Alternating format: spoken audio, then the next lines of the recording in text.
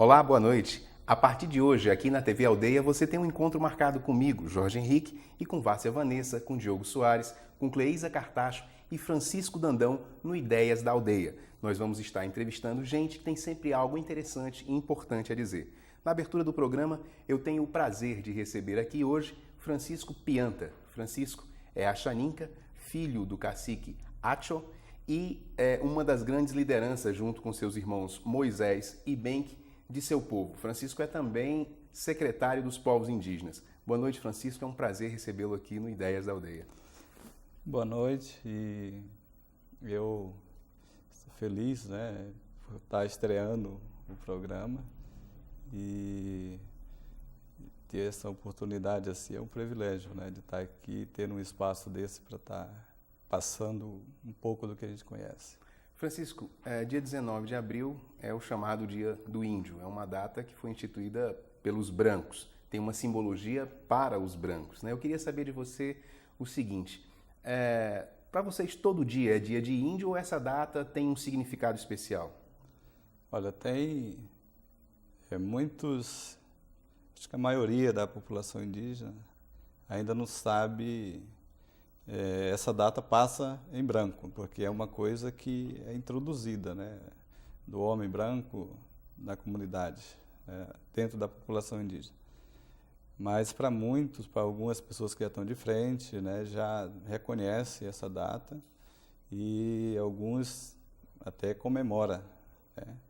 Mas isso não está dentro de um calendário de um povo, né? Uma data específica assim, porque a vida, né, ela se marca muito o tempo, né, a relação com a natureza, essas coisas todas, né? Ela não tem assim segunda, terça, quarta, quinta, o calendário da semana, do mês, sempre se marca pela lua. Então, por isso que é muito difícil eles tirar um dia para comemorar o Dia do Índio.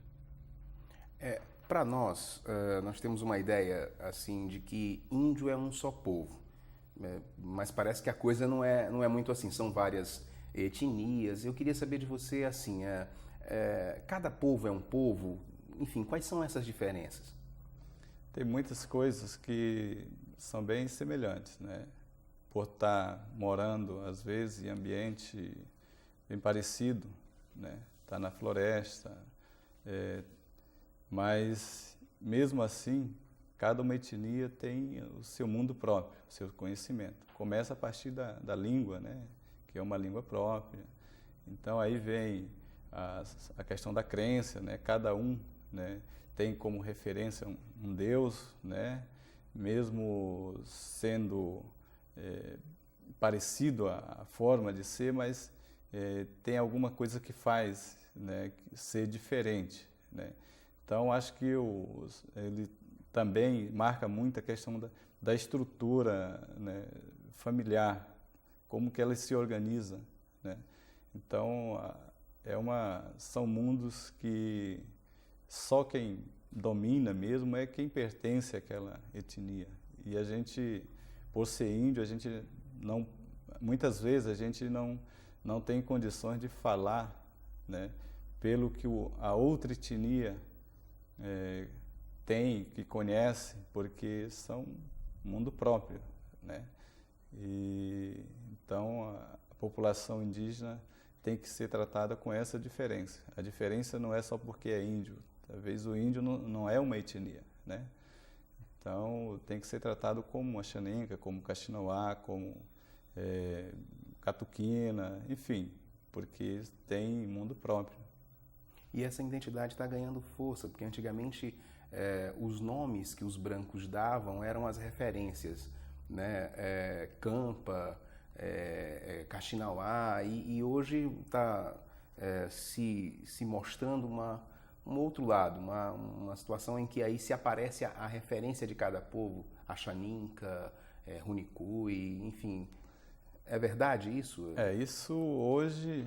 Nós estamos vivendo um momento assim, muito importante, né? Dentro de toda essa luta, né, que os povos indígenas tem enfrentado aí para buscar, né, fazer com que a sociedade entenda um pouco isso. A gente tem avançado em alguns pontos e outros precisam ser avançados, né? Porque às vezes a falta de conhecimento, isso dificulta uma relação entre as sociedades, né? Então hoje nós estamos vivendo num momento onde nós estamos conseguindo, até entre as populações indígenas, entender melhor o que cada uma pensa, né, uma da outra. E nesse intercâmbio, a gente começa a entender que nós temos muita semelhança, né? Temos problemas que são muito parecidos e que a gente sofre as mesmas, né, tem as mesmas dificuldades. E com isso a gente começa, a partir desse intercâmbio, a gente começa a trabalhar um pouco, a partir dessa referência, medir um pouco, né, quem somos nós e como que a gente está, em que a gente tem que melhorar.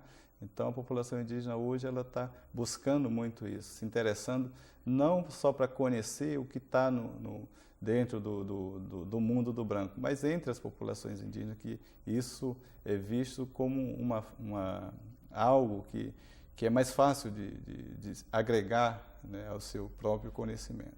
Então, as etnias estão tentando fazer essa integração entre elas e viver num momento onde se vê, né, discussões, né, em torno disso. Você falou que é importante conhecer o mundo de cada etnia e o mundo dos brancos. Me veio uma pergunta, me veio agora na cabeça uma situação, uma questão que era a seguinte: no Acre são 14 etnias, né? Me parece que os Axanincas e os Runicuis e alguns outros poucos povos são mais organizados e mais preocupados com a manutenção de suas tradições. Eu queria te perguntar o seguinte: o que falta para as outras nações conquistarem essa independência e buscarem a manutenção das suas tradições? Às vezes a gente pensa, o que está acontecendo muitas vezes é porque se mede isso bem claro, a dificuldade que cada um tem muitas vezes hoje, alguma das comunidades indígenas, até mesmo dentro entre os Axanencas. Quando eles estão hoje distribuídos no Acre em várias terras, né, indígenas. Nós estamos com 4 terras que são terras de Axanenca. Cada um tem um nível de organização.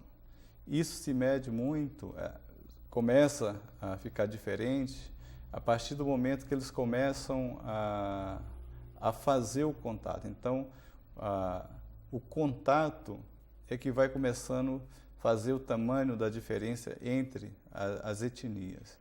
Então, nós hoje aqui, entre as etnias que existem, se você for olhar aquelas que estão mais distantes do contato, que tem pouco contato, independente da etnia que for, ela tem um grau de organização muito grande.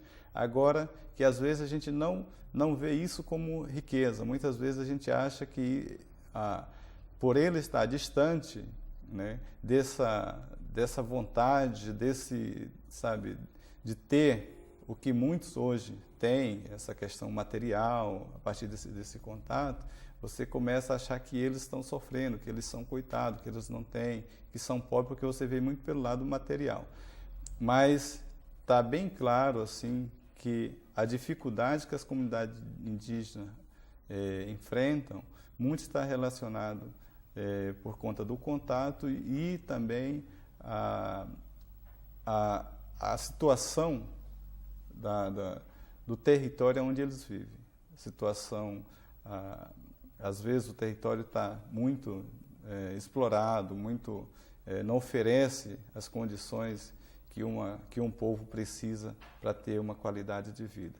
Então, acho que a dificuldade está muito aí, porque às vezes ela deixa, muito dela por conta da pressão, da força que chegou ali, né? Eles abandonaram, tiveram que deixar muitas vezes as suas raízes, né? O seu conhecimento por um lado e começaram a entrar num mundo que eles desconheciam, muitas vezes enganado, né? Então hoje estão trabalhando um pouco para voltar a dominar o seu próprio, né? A resgatar o seu próprio conhecimento, que hoje está bem claro para ele que esse é o que garante a sustentabilidade de cada uma delas. E existe essa preocupação hoje, Francisco, de minimizar esse impacto?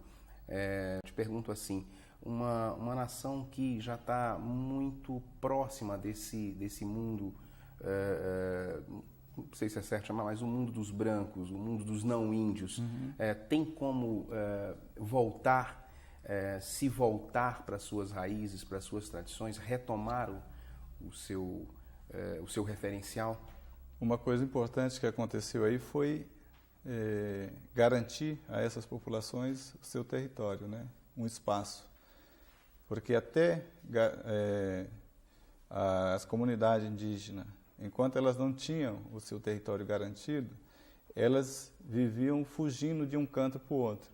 E isso, elas não conseguiam formar uma base. Eram obrigadas a se dividirem para não aparecer tanto. Se isolavam em cantos diferentes, procuravam os lugares mais difíceis, mas a ocupação, né, foi cada vez chegando mais família de não índio ali perto. Elas eram obrigadas a abandonar suas aldeias e ir para outro canto e não tinham tempo de trabalhar a manutenção, né, da cultura. E com isso, a oferta, né, a introdução, que a pessoa introduzia coisas que não tinha nada a ver, então foi criando hábitos, né? Hoje, com a criação das terras indígenas, a comunidade indígena começou a entender melhor essa situação e começou a retomar, né, essa discussão. Então, hoje você passando nas terras indígenas, você percebe que elas estão numa fase assim, que ela olha, né, antes do contato, olha a partir do contato o que isso gerou para eles e olha um pouco o futuro delas, como é que está. Então há uma preocupação muito grande, porque tem algumas comunidades, né, por conta da pressão ser tão grande, até a própria língua materna, eles estavam trocando por outras línguas, né? Então, hoje já começou trabalhar, né, no sentido de resgatar tudo isso, de recuperar, e onde que esteja as terras indígenas hoje, elas já têm esse entendimento de que esse contato tem que ser feito de uma maneira assim, tem que ser feito com muita responsabilidade, com muito cuidado, com muito respeito, para não entrar nessa da maneira que foi feito o trabalho, porque isso causou um prejuízo bastante grande à cultura e tornou muitos povos aí se tornarem pobres na ilusão de que, né, às vezes até acreditando, né, de que a saída a partir dali do contato era seguir o que eles estavam vendo, que era a outra cultura que estava chegando ali.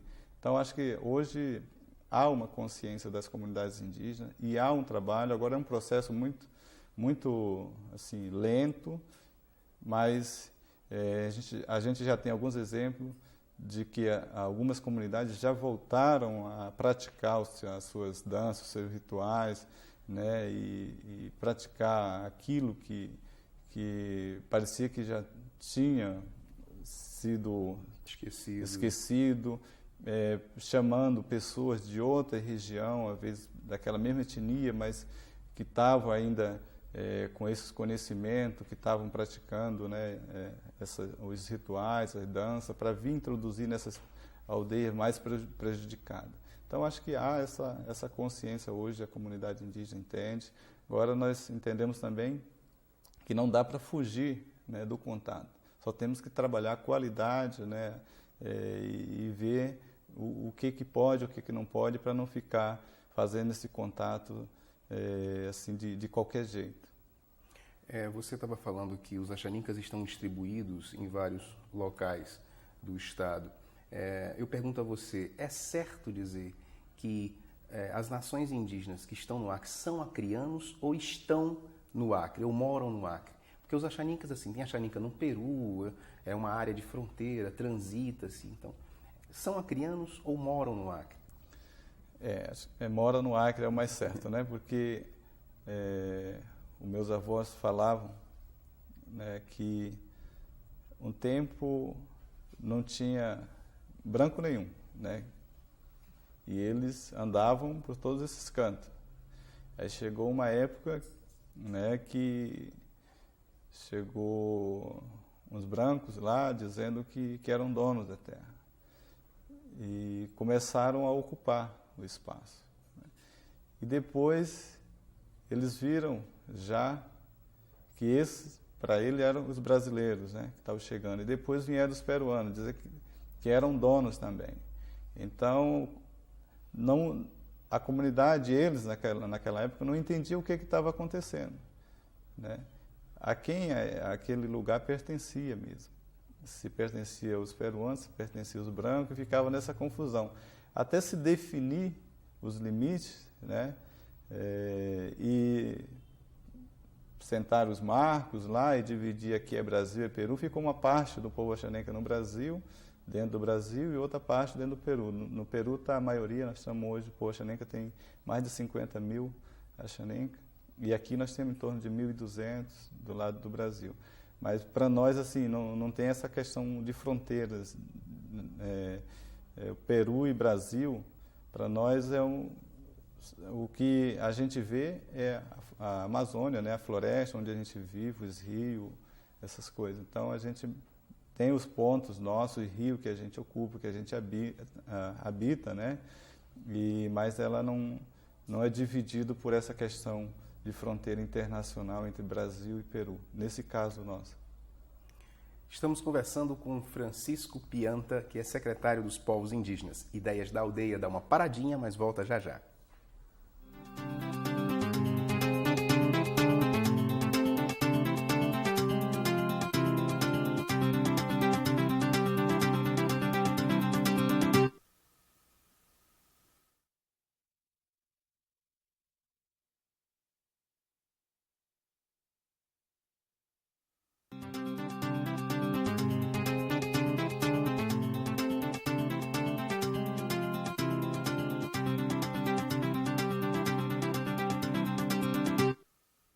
E estamos de volta com Ideias da Aldeia, hoje recebendo Francisco Pianta, axaninca, líder indígena e secretário dos Povos Indígenas. Francisco, nós conversávamos há pouco tempo também nesse momento de fortalecimento de um certo movimento aí em prol da defesa dos valores indígenas, sejam eles culturais, econômicos, religiosos. Isso foi uma luta. Né? Isso não se deu de um momento para o outro, certamente. Isso foi uma conquista. Eu queria que você falasse dessa luta, desse movimento. Bom, o movimento indígena, ele, nosso caso aqui do Acre, ele começou assim com algumas lideranças, né? Se encontrando e começou a discutir aquilo que começaram a se conhecer. E nesse contato que elas foram tendo, elas começaram a entender que o problema que elas estavam enfrentando, as outras também estavam enfrentando. Isso foi se ampliando, essa discussão, foi se formando base, né? E chegou um momento onde tinha um grupo bem maior e foi reivindicar os direitos. Com alguns passos dados, avanços dados aí, algumas conquistas, no caso, o reconhecimento oficial do governo para que os povos indígenas tivessem direito ao seu território, passou a viver um outro momento da história, que é o movimento indígena passou a buscar, né, a concretização daquilo que foi conquistado.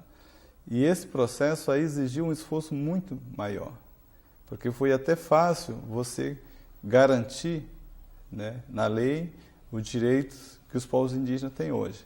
Mas o difícil foi colocar isso na prática. Verdade. Garantir o território, garantir que tudo aquilo que está previsto, né, que fosse cumprido. Então o movimento indígena começou a debater bastante em torno disso, e se aprofundar mesmo, e se organizar e buscar, né? E chegou um momento que foi criado aqui no caso do Acre, com bastante luta, o reconhecimento dessas terras indígenas, né, que tem aí. Hoje nós estamos com 35 terras indígenas no Acre, né, e dessas terras indígenas, quase todas estão demarcadas já, né, a maioria no Vale do Juruá, não é isso? A maioria no Vale do Juruá, né, e estão vivendo um momento hoje que é de garantir, né, a manutenção desse espaço adquirido, olhando a cultura, olhando os recursos naturais, né? E tem casos, né, que onde aqui no Acre, por conta do contato, né, os valores culturais foram praticamente todos, né, perdidos, substituídos por coisa nova, né? Então, e há um esforço bastante grande para que, pelo próprio movimento indígena, para que as pessoas, as comunidades indígenas passem a retomar, né, esse processo e caminhar no sentido de resgatar essa questão. Então, o movimento indígena trabalhou bastante também no sentido de buscar espaço, porque muitas vezes você luta, você procura, você conquista, né, direitos, mas se você não participa na hora das decisões para concretizar esses programas, da conquista, isso pode nunca se tornar realidade, né? Então, o movimento também avançou bastante em participar das discussões, buscar espaços, né, público para ajudar a discutir, assumindo cargos também, algumas lideranças indígenas, no sentido de concretizar esses projetos, né, da luta maior dos povos indígenas. E a gente vê hoje uma situação assim, o movimento indígena aqui no Acre, que é um dos movimentos bastante organizados, porque eles tiveram também todo um preparo, né, onde várias ONGs também ajudaram a construir esse processo. Hoje a gente vive um momento onde a comunidade indígena, hoje, ela se sente mais segura, né? A gente abriu um espaço que parecia ser impossível, você poder hoje chegar a conversar com o governo, chegar em qualquer uma instituição dessa, debater, discutir com elas, os municípios. Então, hoje você tem influência de alguma maneira, né? O movimento indígena conseguiu abrir esse espaço, né, de debate. Então, nós estamos trabalhando muito no sentido de ajudar, né, o próprio governo, né, as próprias instituições que apoiam as questões indígenas, que às vezes, por falta de conhecimento, na vontade de ajudar um povo indígena, às vezes finda cometendo erros, às vezes, porque às vezes você quebra o ritmo de uma comunidade, você muda, você introduz coisas que não são de domínio daquele povo, que não é de conhecimento. De ajudar, não é? Pois é, no interesse de ajudar, porque tem muitos que estão ajudando, né, até. Então, com a participação do movimento indígena, se torna mais fácil. Quem está ajudando também se torna mais seguro. Então, há assim, uma integração, o movimento indígena e aqueles que estão trabalhando para a questão indígena também, assim, no sentido de construir essa coisa junto. Francisco, você falou de alguns valores que estão se perdendo. Me lembrei de uma situação assim. O Acre é um dos poucos estados do Brasil que tem um processo de educação indígena voltado para a instrução bilíngue, ou seja, na língua portuguesa e na língua mãe, né? Não sei se no Acre está acontecendo isso, mas no Brasil a gente tem aí algumas situações em que algumas nações estão perdendo completamente a sua língua original. Eu queria saber de você o que fazer para isso não acontecer e qual é a importância de se aprender o português. Né? Porque nós, por exemplo, os não índios, não nos preocupamos em aprender as línguas indígenas. Né? Bom, esse é até pouco tempo, né? Isso também foi uma conquista do movimento indígena, né? E você garantiu o ensino diferenciado, o ensino com essa, né, com essas condições de respeitar, né, a cultura indígena.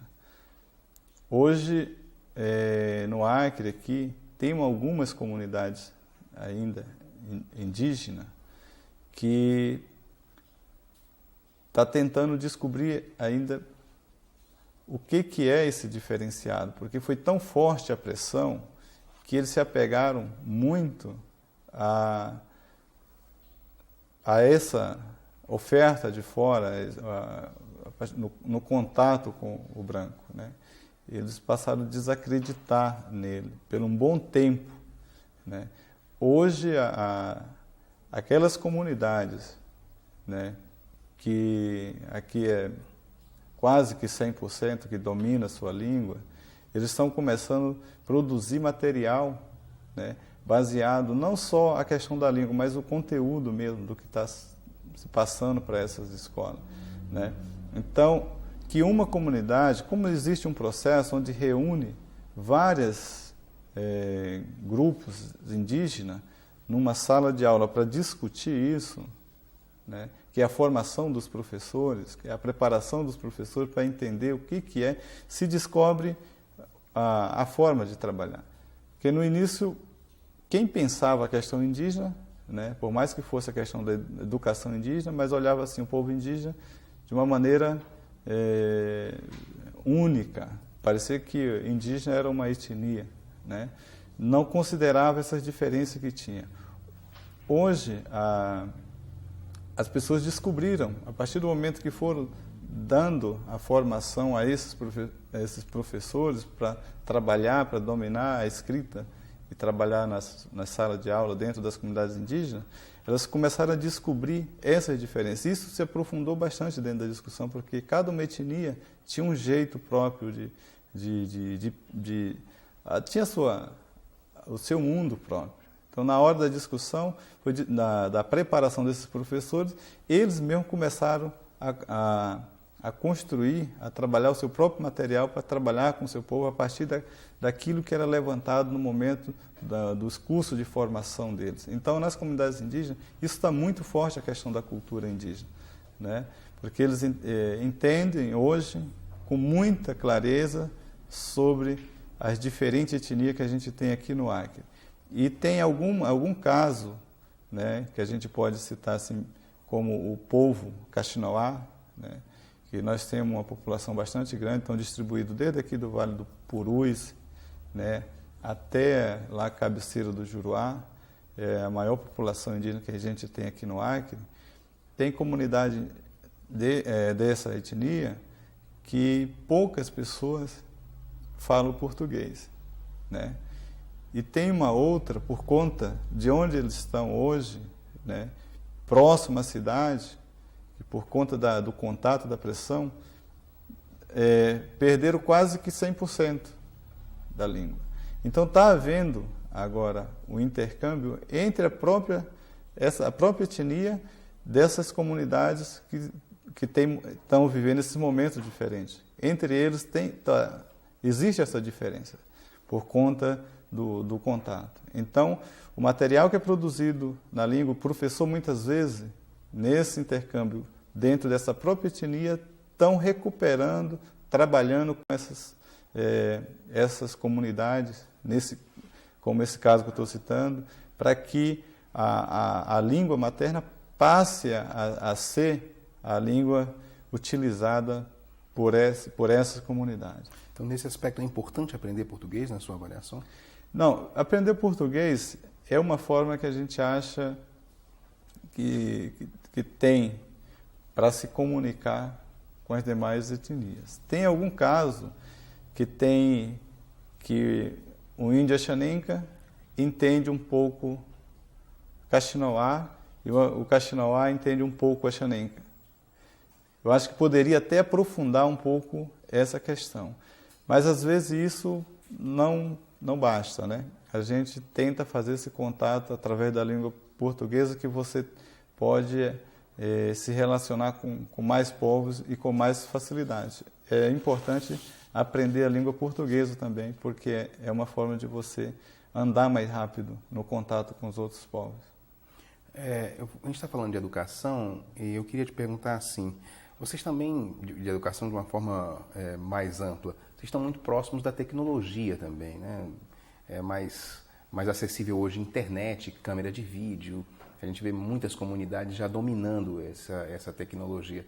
Eu queria saber como é que fica a educação de uma criança nesse contexto em que ela está com um pé assim, no mundo desenvolvido e o outro, dito desenvolvido, e o outro assim, nas relações que deram início ao povo brasileiro.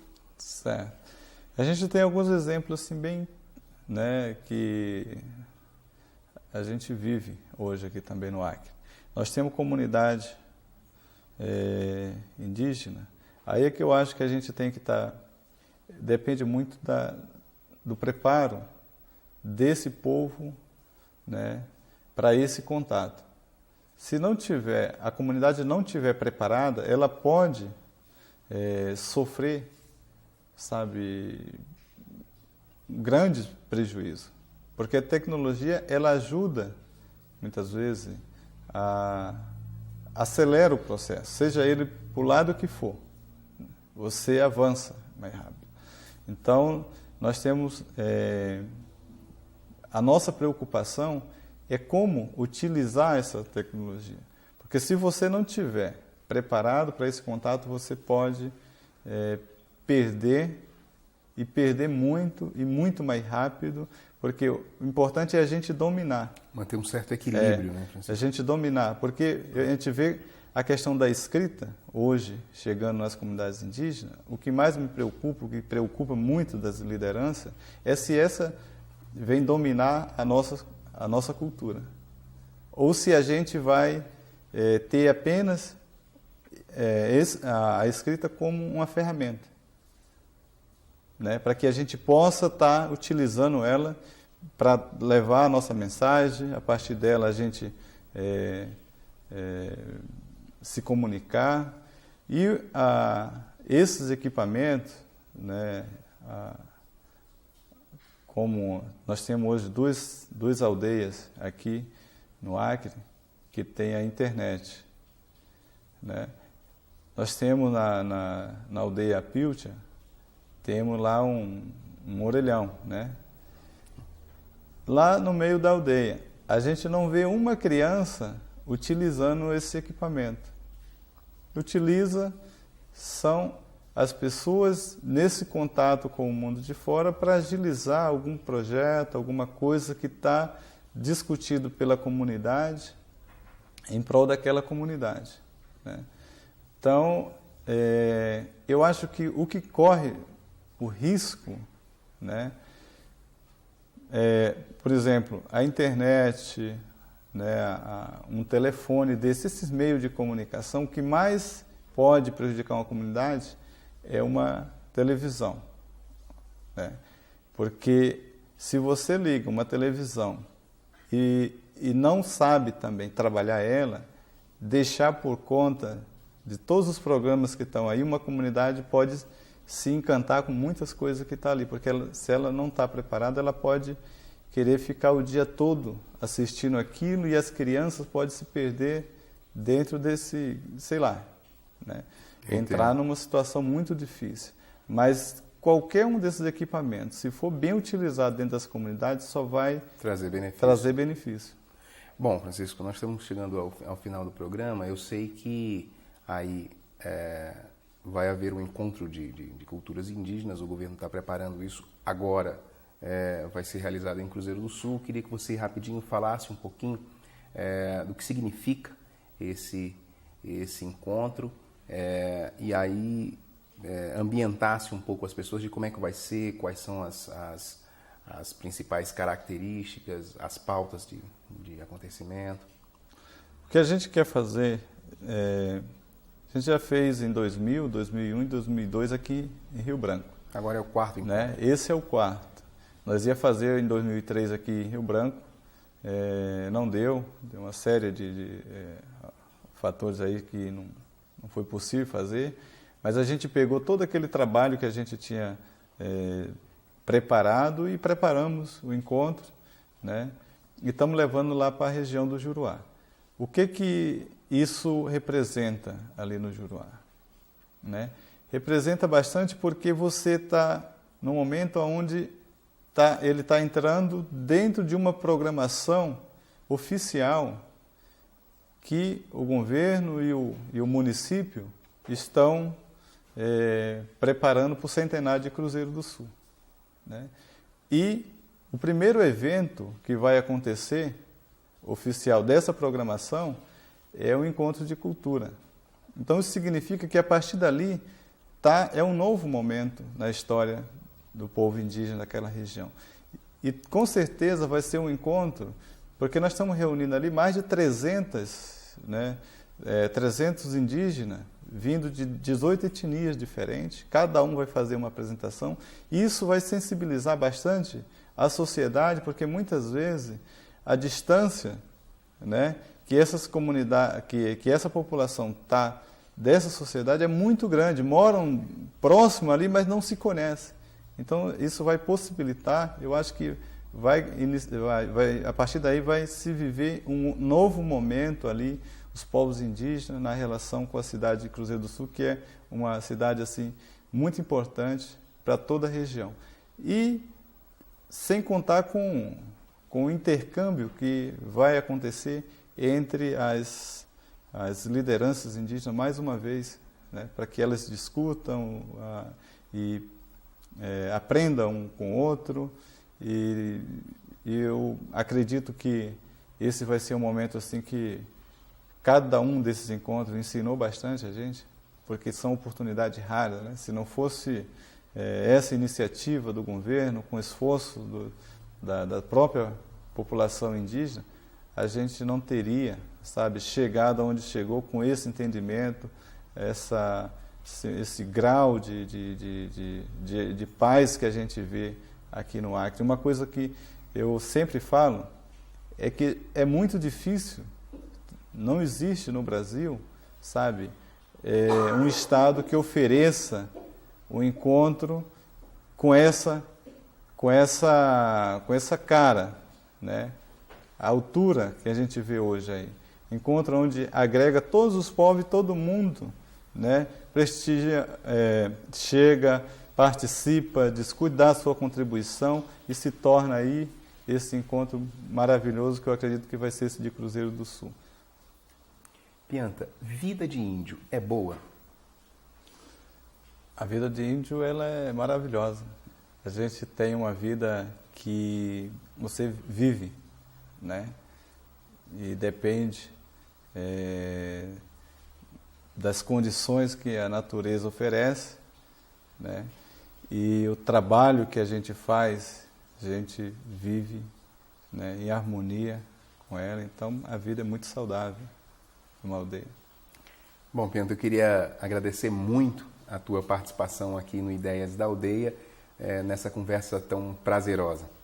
Eu é que agradeço o espaço e eu acho que a nossa TV Aldeia, ela vai ajudar bastante, como o encontro de cultura. Ideias da Aldeia fica por aqui, mas nós voltamos amanhã.